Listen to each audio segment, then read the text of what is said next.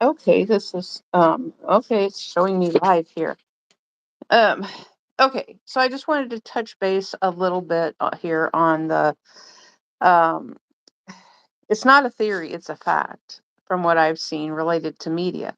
Because if you notice that because the sports players they know that it's a majority of males in the sports industrial complex.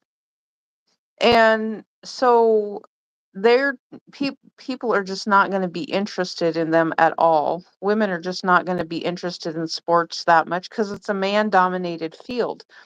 So, in order for these males, these sports players, to get any type of tabloid press to draw interest to their football arena or sports, let's put it that way, sports, they have to have a woman with them of some sort. And so that's why I'm bringing this up. Um, because otherwise, I mean, because I heard a guy complaining yesterday. He said when they go on the dating websites, he said even the really good looking guys, he said they only get like two or three hits, and the rest of them just don't get any at all from women because women are so scared right now of what's going on and taking place on the internet that they just don't want anything to do with dating apps or anything like that. And so I wanted to kind of touch base on the aspect of in media, where you're being exploited, where a woman's being exploited in media for the purposes of something else and she doesn't know about it.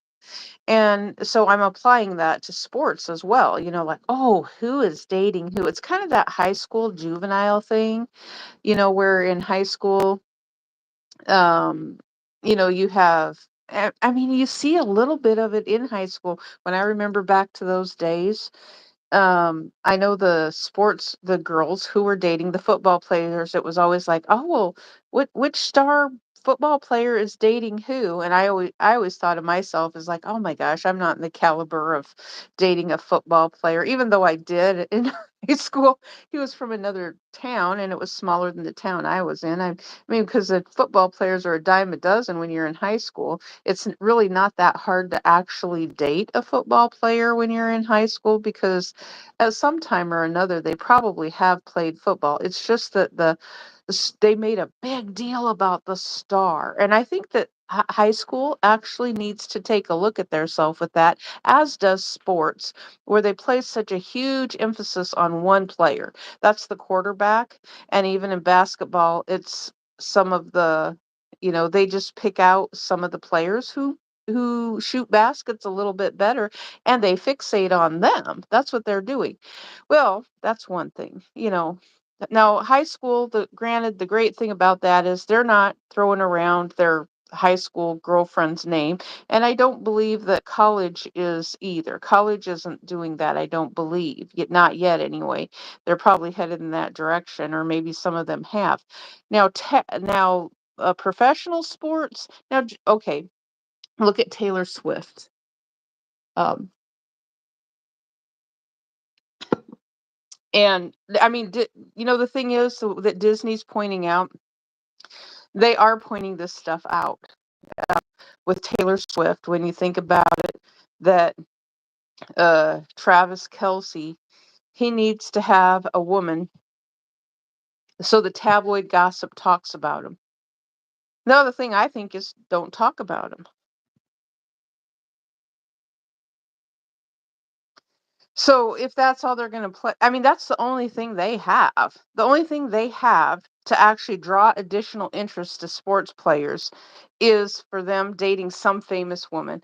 Now, there's only one Taylor Swift, and I'm sure they'll try to seek out another girl to exploit in some way or another. So right now they're both old. Taylor is past 35. I believe Travis Kelsey or whatever his name is past, they're heading out to pasture as far as media goes because once they're past 35, they're not so much influential anymore unless they can pull off something else really big like John F. Kent, or what is it, John or Robert in politics, and he's got this big following of conspiracy theorists. That's all it is. He's just got a huge following of conspiracy theorists, you know. So it's just the same thing like where we drill down into the internet and there's people on the internet who claim, I mean, that their job is being same gender. That is their job, is being same gender on the internet for the sole purpose. That's their job. And I know you guys are going to think this is ridiculous, but it's a fact. I mean, you see it on TV. You know, so when they go to put a resume in, so let's say, okay, think about it this way. If you have a celebrity, and I'm sure these guys will do it. I'm without a doubt, I'm sure celebrities will do it. So let's take the a Real Housewives series. So you get one of those that is a same gender person or someone who's dressed up as a woman who's not really a woman. They've played a trans and they go to apply for a job at McDonald's. And you ask them what their previous jobs were, they're probably going to put on the job application that their job was a transgender. Now, the people at McDonald's is going to scratch their head. Now, at least with military, when they put down they were military, they're going to give them a chance because they were military. But McDonald's is not going to think about you were a transgender as your job. What in the world are you talking about? You know, because I know the military said they have a hard time getting jobs, which is a fact because there's not enough jobs for everyone to be on the payroll of someone else. But when someone who was an entertainer and their jobs don't exist, then they go to work at McDonald's or something like that. And so they're going to put down, especially if they don't want to work at McDonald's, they're going to put down on the application that their previous job was transgender or same gender. If they really don't want the job, that's probably what they're going to put down as their previous job. So basically what I did was I kind of taught you guys how to not get hired for a job, even though you put in an application. I've taught you a lot of different ways on how to throw a job application when you really don't want to work that job. Just put down that you were transgender in your previous job. I mean, but on the internet though, if that's something you were hired to do, and people are hired to play different roles on the internet that's what I'm seeing. They are. So um but let's get back to the sports players. Now that's big, big, big money for Wall Street. Huge, huge money. And so the men have to have a female. And I think some of it is in the sense of that if they don't, then it's going to look lopsided, which it already does. I mean, we didn't just fall off the turnip truck, now did we? No, we didn't fall off the turnip truck. So it's going to look really lopsided to women because how many professional sports teams with women have actually made it that people are actually interested in? They're not. They're not. Now, these men in the sports, though, they'll go as far as exploiting the women in the pornography and human trafficking area too. That's a problem. And they'll take their pretty trophy wife, or as long as she looks like the girl next door, she don't have to look that great. He really don't care. He can be the really best looking supermodel man of the year and have uh Miss Big ol' any 600-pound any old porthole will do in a storm, and he'll be plowing away at that in some adult movie of some sort. And so, but I did learn something. I did learn something else about our new YouTube features and things like that. That once you hit 1,000 followers, some of you guys might want to listen to this if you're interested in the new features on YouTube, because I had something unlocked on another channel that I'd never seen before. I didn't see it on this channel. I saw it in another one. And what it said was, it said additional live streaming features will be unlocked once I reach 1,000 followers.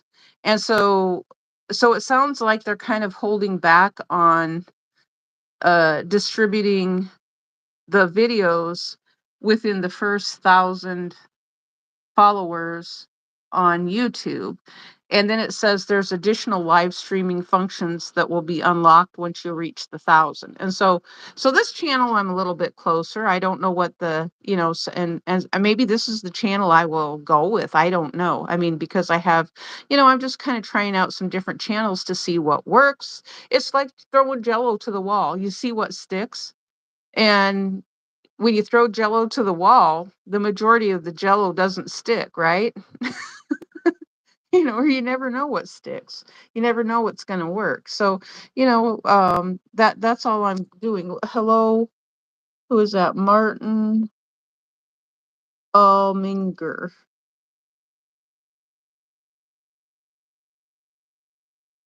And so, yes, we were talking about, yeah. So you've got to get followers. And so it seems like we're on a new platform, with the mobile. The mobile is different from the legacy.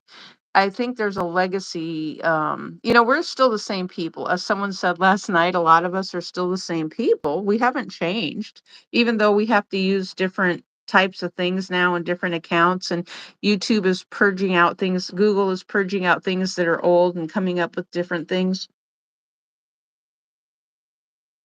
And I'm thinking and feeling like that some of it is for the purposes of trying to give other people a chance, and it's just not all the same people all of the time. And, so I don't know. I mean, because I absolutely know my original YouTube channel was not working. I was just not, I was getting views. What was I getting? Maybe 2,000 a day or something like that, two or three. And the money just wasn't there. Even though I had ad revenue. I mean, it was kind of frustrating because it's like, um, you know, um, I knew it could work. And there's still people to this day on the internet who are like, "Oh, this should work. This is going to work. It should." And they're trying to do it the old way, So but what they're doing is they're running the network people. They're running them all over the place, So a lot of them are just running them to different websites or saying, "Go to this website, go to that website." And it's like they're sending kids to different websites. I'm afraid of what websites they're sending some of these kids to. But last night we were talking about what happens to to YouTubers. Um, yeah. Well, Skibbity Toilet is fun. I absolutely do like. I create some little trends within my own video content. I love Skibbity Toilet. That's funny. So, and actually, Skibbity works. Skibbity works. It doesn't have to be a toilet. Um, you're not a kid. Okay, you're not a kid. Okay, well that's good. The majority of what I was getting was acting like kids, and it seemed like that's what I was getting for a long time onto my channel, and that's why a lot of people are not fond of YouTube because they always say, "Oh, it's just a bunch of kids playing," and But if that's what we're getting is just a bunch of young jocks from football, no wonder. I'll tell you. How do I say this politically correct? If you look at the makeup of sports, and then they have deployed these people onto YouTube, and then look at what they're pushing, because there is actually a discriminate amount of sports players towards a certain DEI area, and then they put them and their power and influence on YouTube, then look at what we end up with on the internet, that it's lopsided and it's not suitable. Then you have a bunch of men who are using psychological warfare. And I'd actually said this before. I had said this before, that sports players use psychological warfare on each other. And so they're always going back and forth. Well, if they're going to do that, they can do it someplace else, not on YouTube. They don't need to do it on our channels. And I realize they're pushing music, and that's what these sports players are doing. They're heavy tied into music, because I think some of their sports players are doing music, so they're media. They're media, and then they want to use the internet, and it's like, well, the rest of us are not interested in that. We don't want that shoved down our throat. We don't want your DEI stupid shoved down our throat. And that's why the internet is the way that it is. It's because of Disney and sports. I think you guys know that by now. That's why the government has cracked down so critically hard on Disney and DEI and the existing media, is because they're forcing and shoving narratives down our throats that the rest of us are not interested in participating in. We don't care what you do. We've always said that. We don't give a flying fuck what you do. Just leave us out of it. Because I don't feel like I have to promote anybody's rap music videos, because to me, rap is, I'm talking right now, so I'm rapping, aren't I? Um, Am I a Christian? Nope, I'm not a Christian. I don't identify as a Christian. Um, because I'm not anything. I'm a human being. And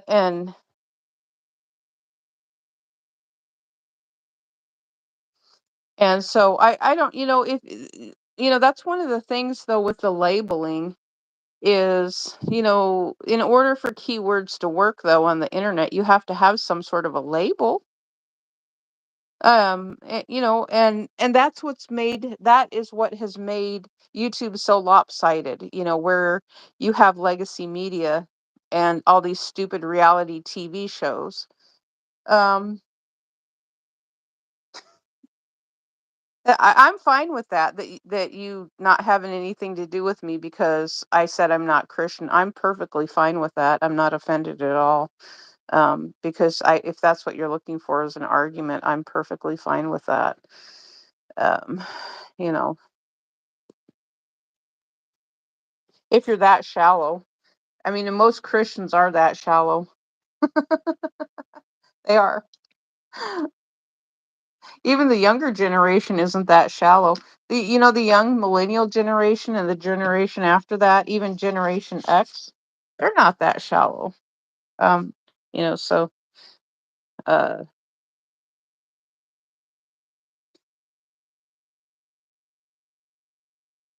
and isn't the labeling is name calling. So when you use labels that are keyword based centric, then you are labeling.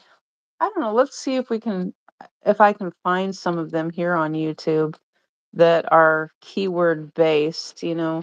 And um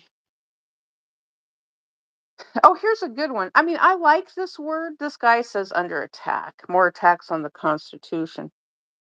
Um Now, that's a good choice of words. Now, under attack though can go in many, many directions because of the fact that um it's a very open-ended conflict within the word in and of itself. It's a good word, under attack.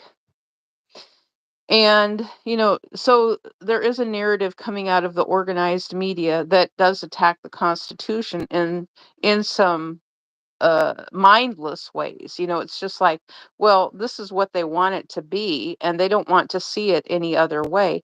Now, think about this is something I learned in music, when I was attending music school when I was a kid. They would use the word under attack, or an attack as in the notes. So that was used a little bit from time to time. I remember that. They would call it like an attack note, or that's what they were referencing it, trying to express to us that some of the notes are a little bit harder than other notes. So they would talk about soft notes and hard notes. And so I think the word attack was also used, with music written specifically. Let me ask. I'm going to ask Chat GPT. We're going to go in here and talk to Chat GPT a little bit and see what Chat GPT has to say about this, because okay, let's talk to Chat GPT. Are you there, Chat GPT? Hey there. How's it going? What can I do for you today? Okay, can you tell me about usage of the words attack or under attack in musical notes and teaching music? Absolutely. In music, the term attack refers to how a note begins. It's basically the initial onset of the sound, and it can be sharp, soft, gradual, or very pronounced. When we say a note is under attack, it can mean that it has a very strong or immediate onset. This concept is often used in teaching to help students understand the dynamics and articulation of notes. It's a pretty neat concept to explore. So it's kind of like when you go in, and so because I did have to tell you, I did music when I was a kid, and that's one thing I remember both in singing with choir and with music, that they were trying to teach us the concept of going in on a note that is kind of quiet or soft, or a note that's harder, and which is kind of where the attack came in. Or like when you do do re mi fa sol la ti, kind of a crescendo attack. Exactly, you've got it. That concept of varying the attack is super important in music. When you're singing or playing an instrument, the way you start a note can really affect the overall feel and emotion of the music. So, a gentle attack might give a softer, more legato feel, while a strong, immediate attack can make a note stand out. It's definitely a foundational element that's taught early on in music education.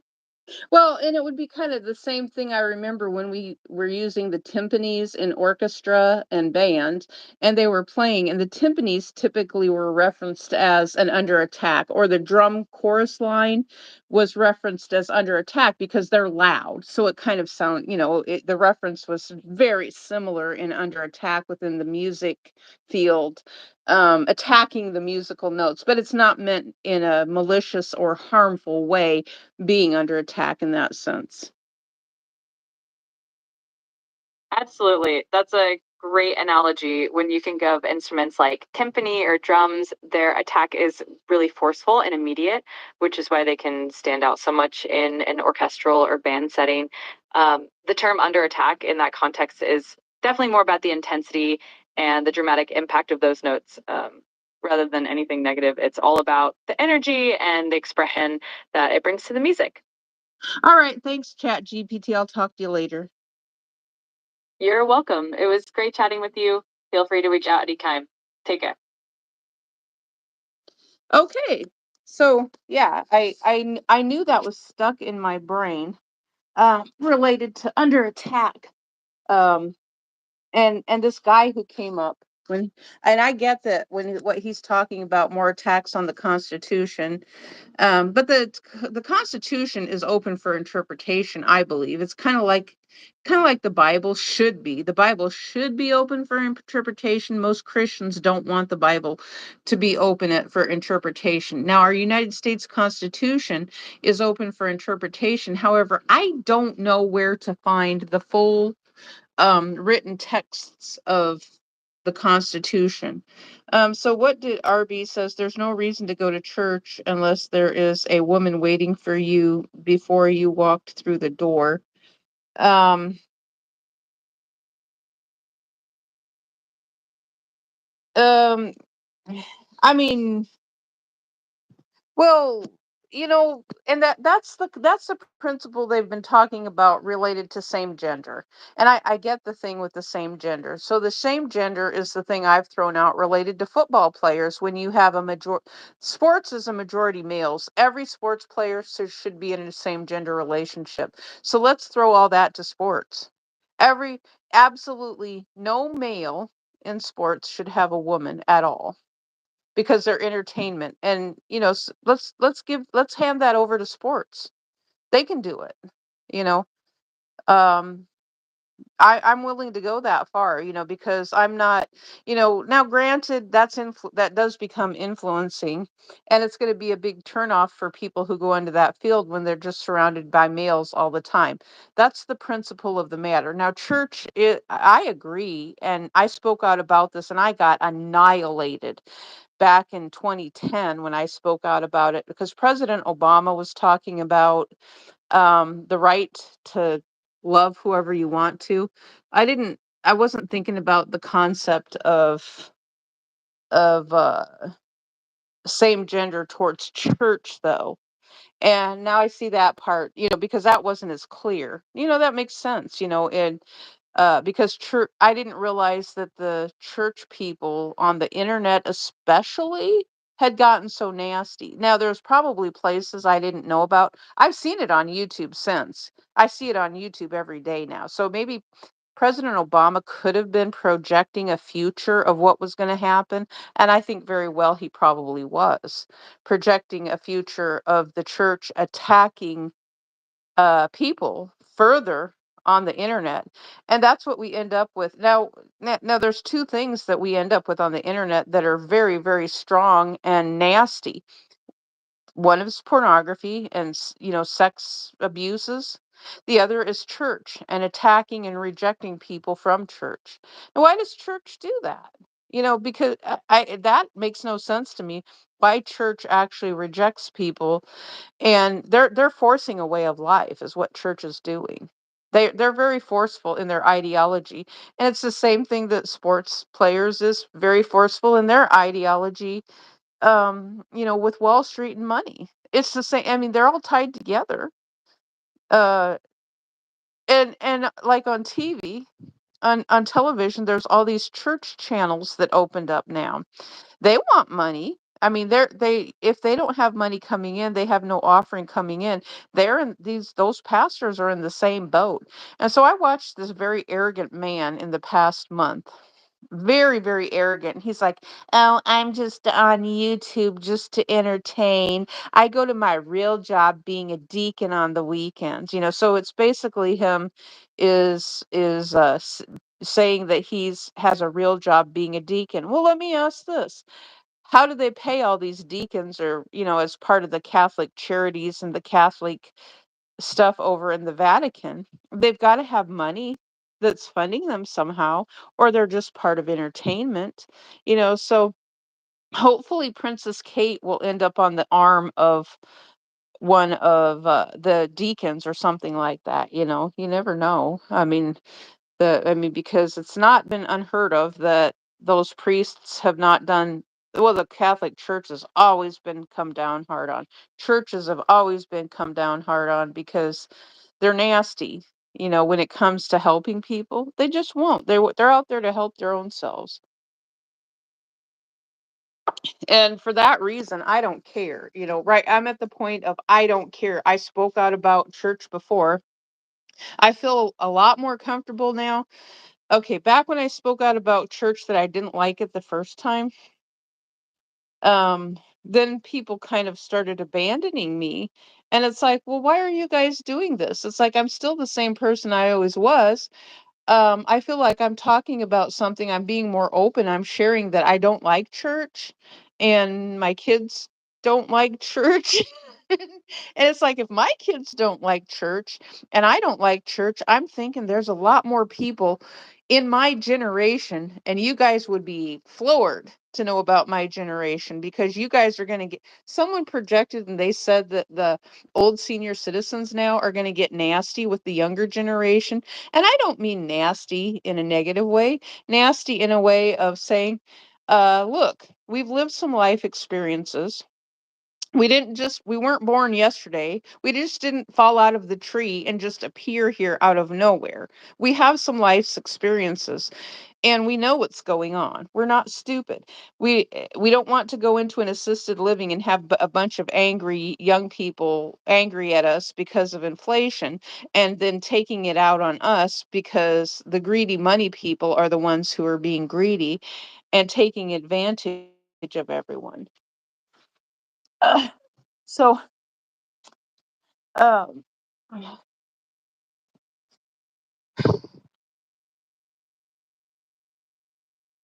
okay, so I've been on here what, 29 minutes? Yeah, 29 minutes. And so I think I've said all I have to say right now. I think I'm going to go try out my new live streaming on my other channel for a little bit. I've got another channel where I'm teaching some things. Eventually, I might tell you we don't have the way to, I'm just doing it by myself. I think there's a lot of YouTubers that are have done. Oh, they have. We've all admitted it. We've done multiple channels by ourselves and we don't have any help. Now there's and you know what happens? We see that, when our channels will do good, and then when legacy media comes in with their networks and all their crap and their sponsored word phrases and all that stuff, and then your hamburger for a day, then Burger King just becomes an influencer. Then you end up with, oh, Burger King comes in because you got kings in the Bible, you got kings over in Great Britain, and then it's kings, kings, kings, kings, kings, kings, kings, and then we're just talking about Burger King this and Burger King that, and but someone did say McDonald's is supposed to lower the price of their burgers or something. They need to lower them a lot more than what they're lowering them right now. I bet then everybody's going to be, if they lowered their burger prices, then they would have to make a larger restaurant because they're going to be jam packed full of people, and that's what would happen. They'd actually make more money if they lowered their prices because that's where people are going to go. When they raise their prices, then people eat out less. But when they lower their prices, then, it's the same principle as housing. You lower the prices, but the problem with housing though they, um, is that housing is a necessity. And so then when they price people out of housing, they just make people homeless. They make people homeless for decades. And it's like, well, where are people supposed to go? So it's just like forcing on the United States government and the military and saying, oh, well, you guys take care of your own soldiers. Where are divorced women supposed to go who are divorced from a soldier? So the military don't care, the government don't care, capitalism and CEOs don't care. So you just make people homeless. That's what you're doing. So clearly whoever the CEO, the Indian guy who's the CEO of Google right now, he don't care that there's homeless YouTubers, because basically everybody who's on YouTube then becomes, I say similar to, but they're making videos and it's supposed to be something that makes him money because he's the CEO. And it's like, yeah, if you can't do things to kind of help us out, why would we help you out? So we're going to trash the site all to hell. Why would we put in much effort to do anything that's actually going to help someone who's from a foreign country? And my heart is still not that in it. But there's some things I will do because I'm bored. But if you can't share money and you're just going to take it outside of the United States, which to me that depicts a CEO from India, then it's like, well, then you're basically a company that's saying that we don't think Americans are good enough to be running companies, and then they're fixating on political labeling and political identity and stuff like that, and completely rejecting. You know what? Come to think of it, Google has never had a woman CEO of the company. Google has never had a female CEO. Are you guys listening? Google has never had a woman CEO of its company. Now, I mean, they had Susan Wojcicki. She was YouTube, but I mean, that was just a token job. That wasn't a real job because YouTube is part of Google, even though they want to claim that they function separately, which they probably do. I mean, that would be weird if YouTube separated from Google. If the government made them break up and YouTube separated from Google, because what was it, 20 years ago, over that, Google bought YouTube for what was it, a few $billion or something like that.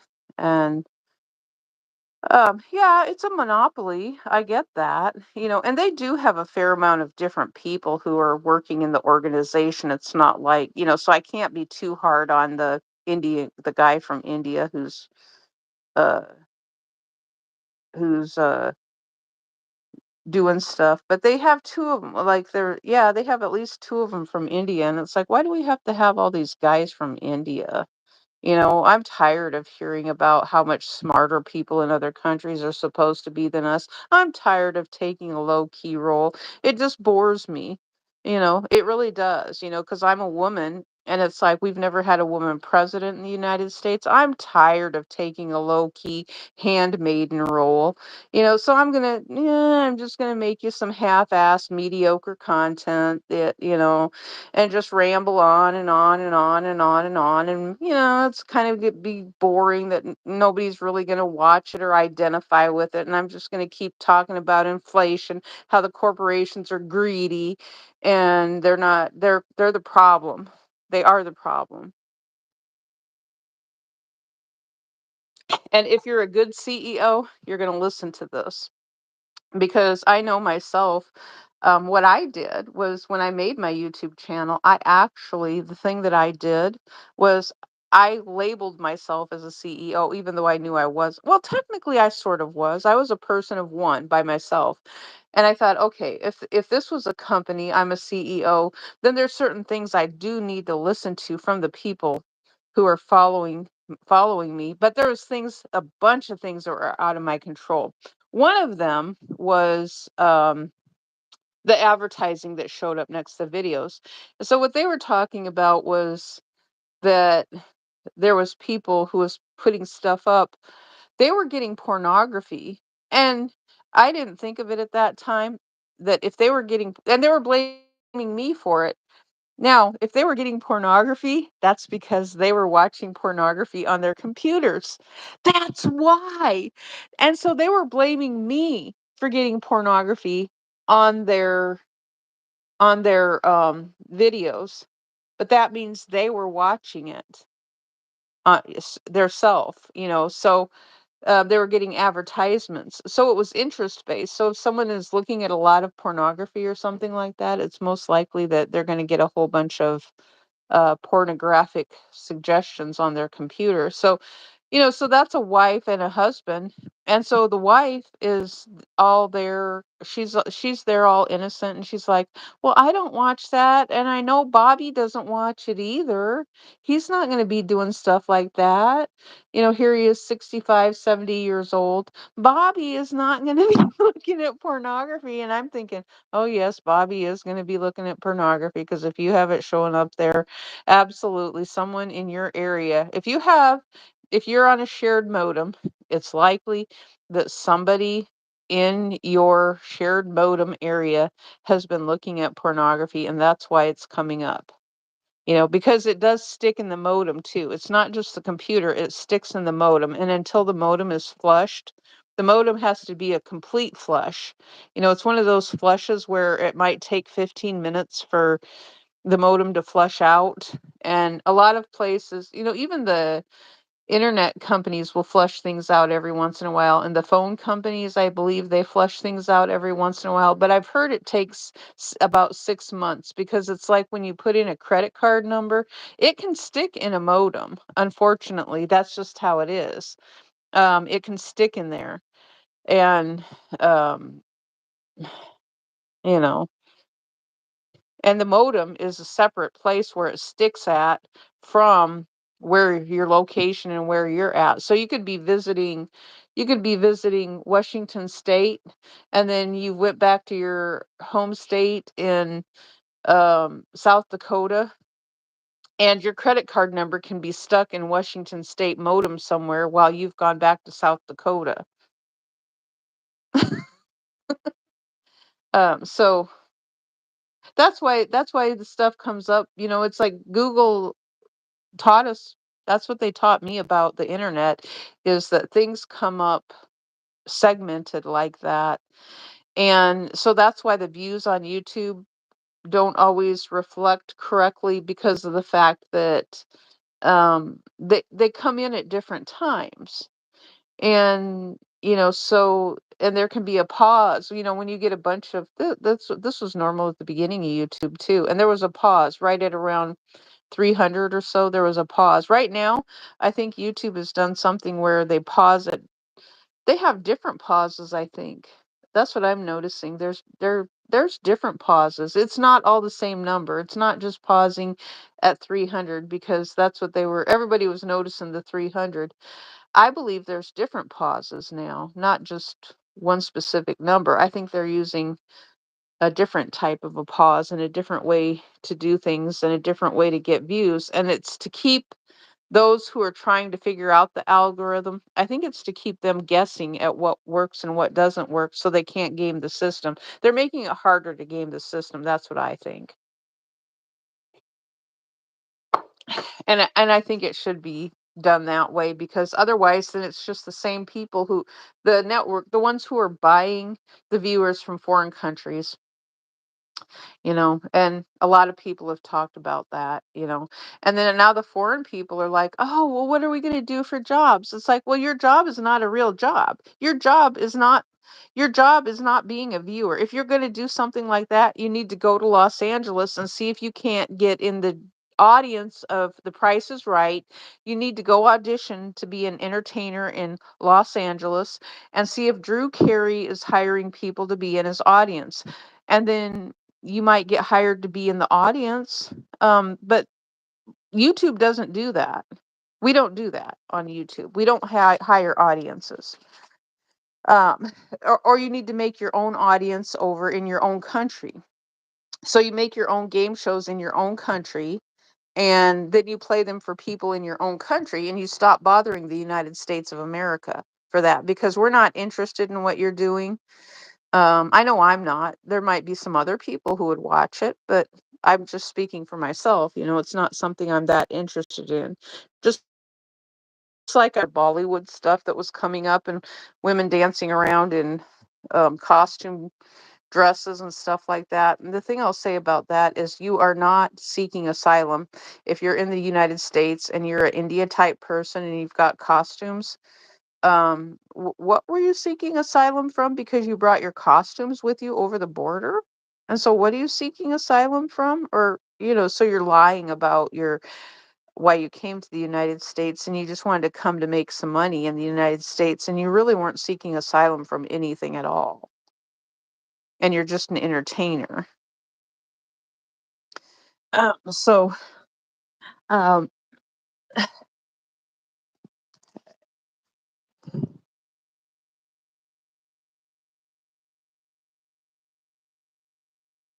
and so the thing I wanted to say with all these tech companies, there is no retirement plan.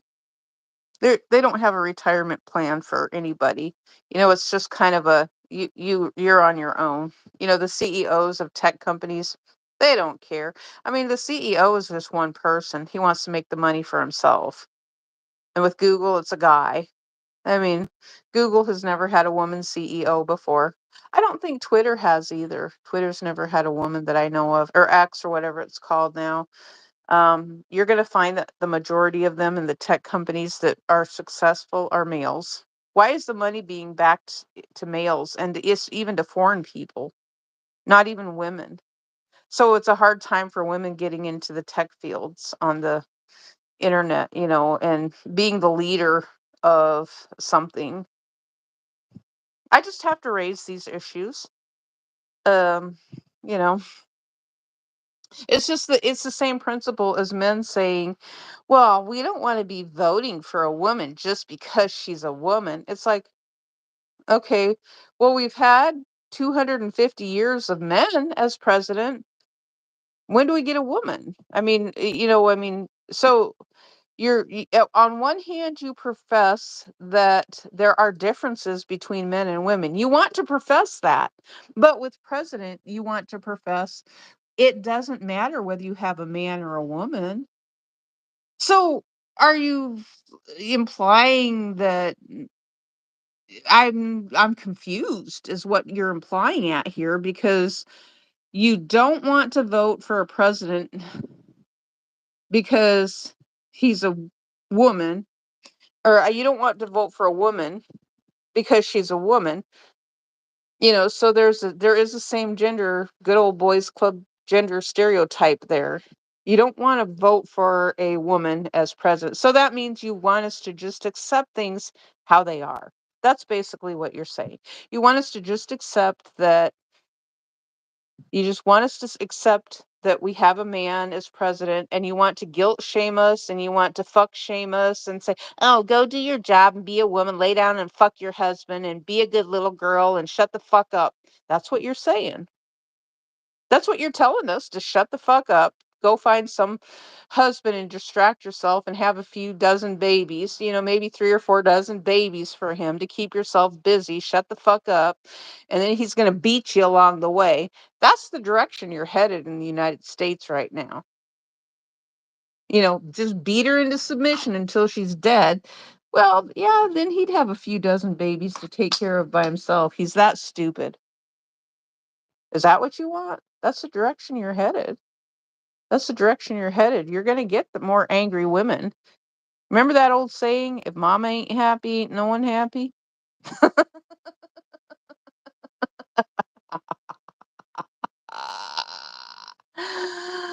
Ah.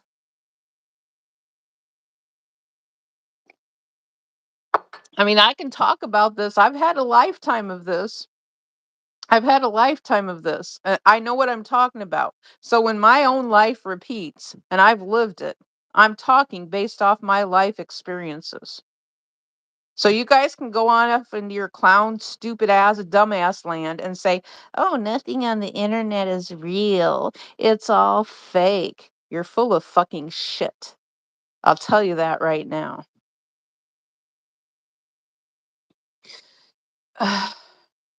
And there are some men who actually will come out and they say that they want equality for women because they love their daughters. Now the rest of you, I don't know where you're from. You're from either Mars or you're from the Democrat side of things.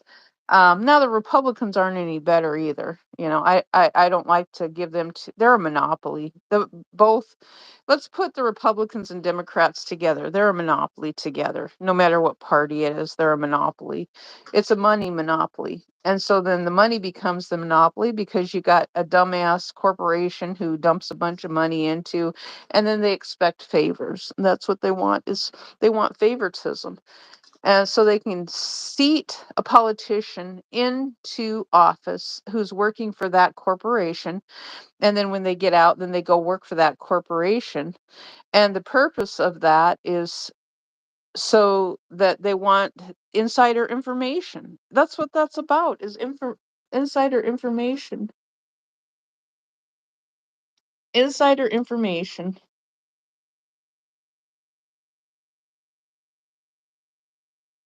They want insider information. So the corporations are buying the politicians for insider information because they know that they can get an idea of where the future is going to go with where, because Congress controls the purse strings. And so when someone from the inside leaks, they know and they leak, oh, well, this is what we discussed in this meeting today. And then they let it out into media. Every single politician, this is what I want them to think about. Every single politician in the United States government is an insider to money, to where money can be distributed. And so then they would have an idea and they would know where the money is going to go. I mean, a lot of it's listed public on the websites too. That doesn't mean they're going to get it, you know. But if they can influence the direction of things, housing is one of the biggest ones, because the Fed chair and then carrying the interest rate. Now, the reason the corporations don't like the 2% interest rate, there's a big reason they don't like that, because they have to pay higher prices too. And so the corporations right now, they're just passing it off to the consumers, which is why you see higher rent prices and higher housing prices. They're caught red-handed. They're price gouging without a doubt. And so so it seems to be a little tool in the toolbox that um the government has. And so the corporations are purposely, they're causing pain and suffering upon the American public. I don't see it any other way. When they just keep raising prices like that and allow that to happen. um this is the same thing with medical too. So this is deregulation. Isn't this what they call deregulation? Who is it that's always hollering about deregulation? I don't know which side. Let's get Chat GPT back on here again and see what they have to say. I don't know if Chat GPT, I don't believe will be political. Um, maybe I'm not going to go in there because I don't think they'll be political. But that's the thing we always hear about with deregulation is that there is entities who are always hollering about smaller government and deregulation. Look what happens when you ask for smaller government, which is basically no government at all, and deregulation. Look who's getting hurt. Look who's getting hurt. And it creates a crisis within the United States, and it hurts everyone outside of political parties. It hurts everyone. I mean, the political parties are just the advertising agency monopoly that monopolizes who might get elected, and then they bat it back and forth. I mean, they beat it to death so much that it's boring that they disenfranchise the American public from even feeling like we want to vote. I know I don't feel that way. I just feel completely disenfranchised, like I don't want to vote, because it's like they are always talking about the same thing. I hate legacy media. I hate their news outlets because they just talk about the same thing over and over and over again. And maybe that's why someone has a website. What is it called? The Drudge Report. They just drudge on and on and on and on, and then they spin things. And it's like you're just spinning the same things. You're just finding different words, different ways to spin the same cycles over and over and over. And then it does become a psyops game. It's psychological warfare upon the American public. And what does that gain? I don't know what that gains. I just see them as they're not trustworthy. They're artificially inflating their views, and then they want people to watch them. They're getting paid. Now those of us on YouTube, we're not getting paid. And there are other people asking for money. Everybody's asking for money right now because everybody's met with inflation. That's why they're asking for money. I'm not going to ask for money because I never wanted to do that on my original YouTube channel because I didn't like the charity aspect of asking for money because um oh, you know what else they did to me too on my original YouTube channel? They would be like, "Well, how do we get an advertisement on your channel?" And I said, "Well, go through Google AdSense. That's what you do is you go through Google. You go through AdSense. If you want to advertise on my channel, you can actually specifically advertise on my channel. Right now, you can't because, well, Google can put advertisements up if they want to. They've already said that. I knew that they can have their own advertising. So that means every single channel, including church, Google can show advertising, and they do. They do. I see advertisements all the time. Now, the other people, I don't know if they have advertisements. Um, but everybody, they complain so much about advertising. It's like, I don't like the advertising. It's like, well, okay, even when you went on to premium, when you bought the premium service on YouTube, you still had advertising. You had product placement. There's people doing product placement. So what is not a product? I mean, you've turned colors into products. You've turned colors into products. The rainbow has become a product. It's not a service, but the word alone in and of itself, you've turned words into products. You've monetized colors. You've monetized human beings as a commodity for Wall Street. That's what's happened. And so and that's what happened. Oh, and let's pivot on back around to where I started. And that's what they've done with the capital gains trophy wife with football or sports because they need to have a woman. So they've turned women into a commodity. That's what they've done is turned women into a commodity because if they don't have someone to talk about, oh, is she cheating on him? Nah, nah, nah, nah, nah. Look at how beautiful she is. Look at how ugly she is. She's wearing that god hideous, awful outfit. Oh my God, she looks so terrible in that. They wouldn't have anything to talk about. Oh, look, she got so fat after she had her baby.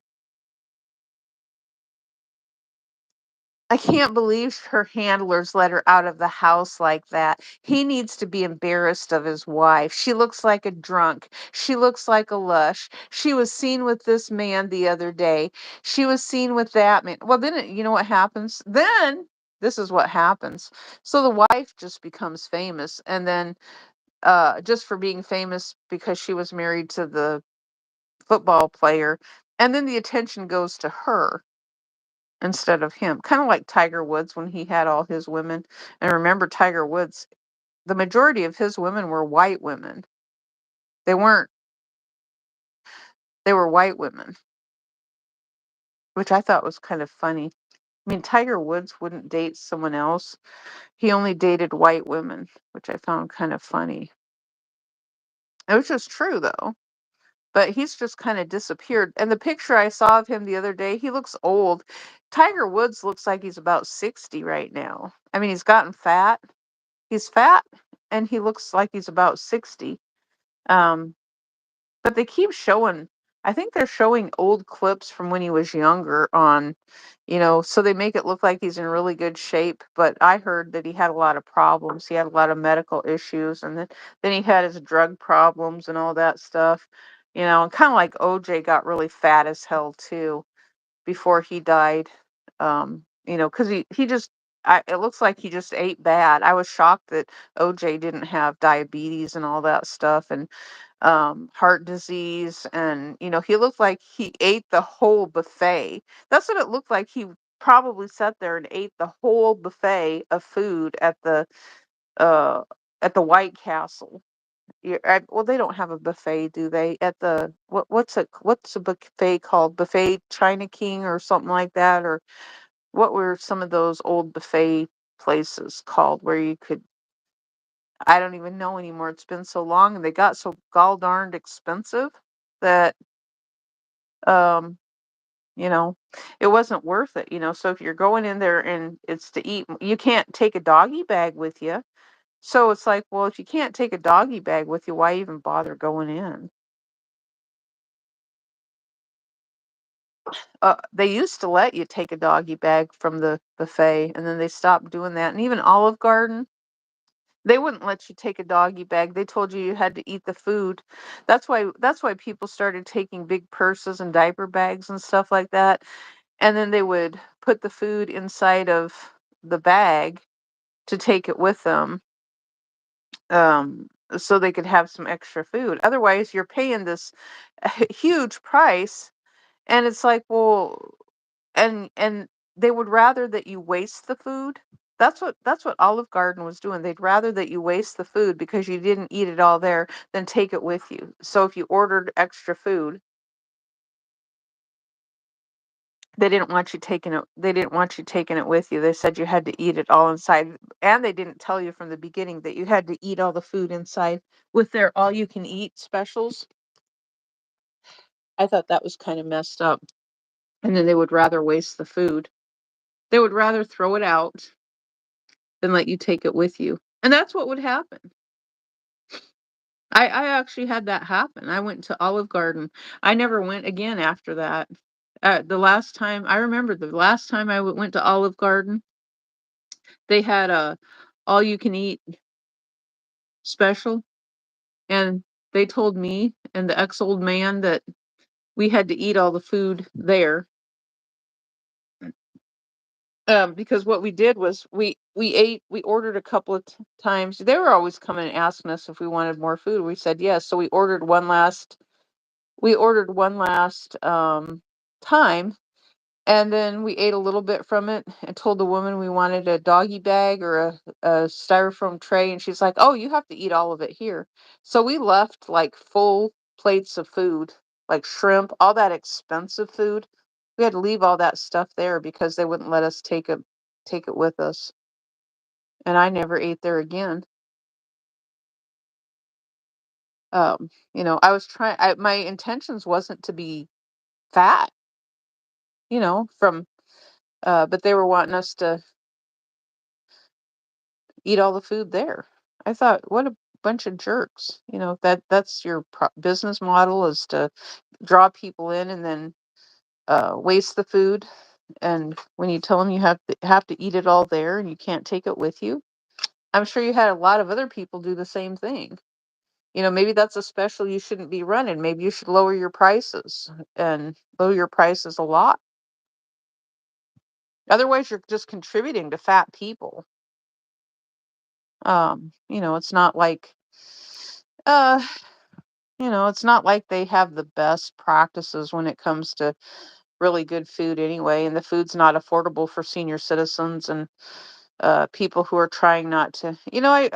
I found that too, that eating is psychological as well. It most definitely is psychological, and it's comfort food too. And I've been guilty. I'll tell you that right off the bat. I've been guilty of comfort fooding myself. I've done it with candy.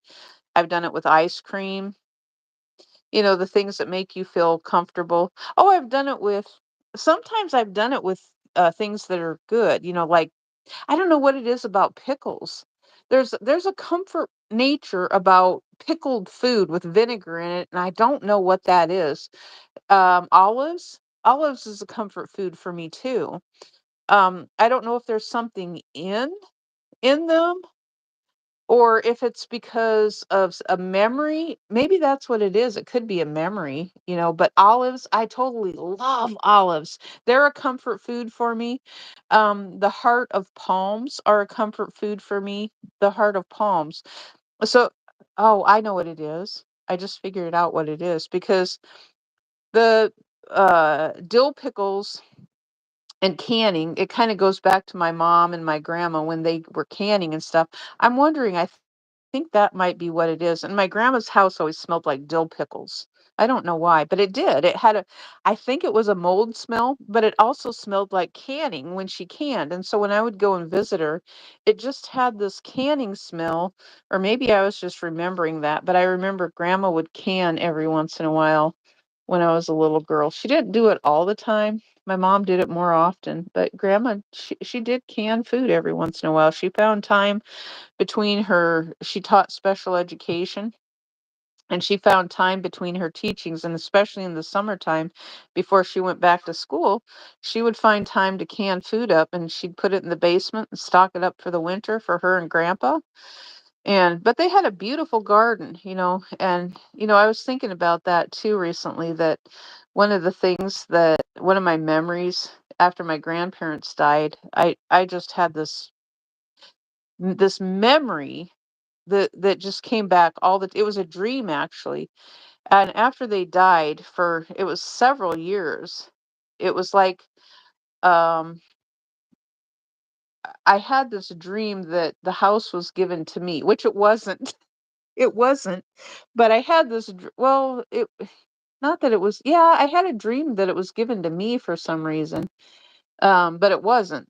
And so I would go to the house, and then it would be completely empty. So for some reason, I would go inside and the house was completely empty. There was nothing in it. And then be looking outside, and there was the garden. It was just there.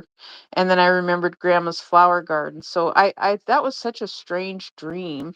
So maybe that was my way of reconciling their passing. I'm not sure, of my brain adapting to that. If I ever went past their house again, it's going to look different. Which, the thing is, I can go to Google Maps right now, and it pretty much looks the same, um, except for an outside building that's been added, and some of the trees were cut down and things like that. I think a garage has been added. So the grandpa's garage, I think, was kind of falling down, and so, but that's, as far as that goes, the house itself and the steps and everything pretty much looks the same. There's no more flower gardens, though. The flower gardens are gone. And so for me, I always had this yearning to have a flower garden. That's because a garden. I had this yearning to have a garden. My mom had a garden, my grandma had a garden, my grandpa had a huge garden. They had their separate gardens. It was almost like grandma had a smaller garden, grandpa had a larger garden, and so he would take on gardening. And I don't know if he sold stuff to the local stores, but he had a huge garden, so he very well may have sold things, or he even gave stuff away. That was my understanding. Grandpa had a huge garden and he gave food away to people in the community, I think through his church. And he didn't care who it went to. Grandpa did not care. He wasn't there saying, "Oh, you don't believe in this religion? You don't believe in our church?" No, Grandpa was not like that. He would give food to whoever needed it. And so they would, that was just him. He would give food to my mom and dad, and then they'd give food away through the church to people, that was fresh produce from the garden. I don't know if he sold it or not. I know that I had another relative who had a big garden. They were an in-law relative. They had a big garden, and they actually found a farmer's market, a place where they in bulk they had they sold a bunch of their stuff from their garden to them, and they bought it. So you just never know how that works, related to small towns. But if you're in that town for a long time and people know you and they know you're not a predator, then you can do stuff like that. That's how that networking works, and that's how the good old boy system. I just make that analogy. That's how the good old boy system works too with jobs. Where you got people who will go in. It's like, oh, I've lived in this community for uh 80 years and now I need a job. Can you hook me up with a job? And absolutely, they're going to be hooking that 80-year-old up with a job where they're making a $200,000 a year if they can make that much, Or if it's the pastor and he needs a job, they're going to hook up the pastor with a job because he's the pastor of town, of the church in town, and they're going to be helping the pastor out now. People who like going to church, they want that pastor to stick around now, right? Let's see here. Okay, I've been on here for 1 hour and 6 minutes and 30 seconds, and I think I should end it right now, maybe. And yeah, I said I was going to do my other channel, and I'll go do that. And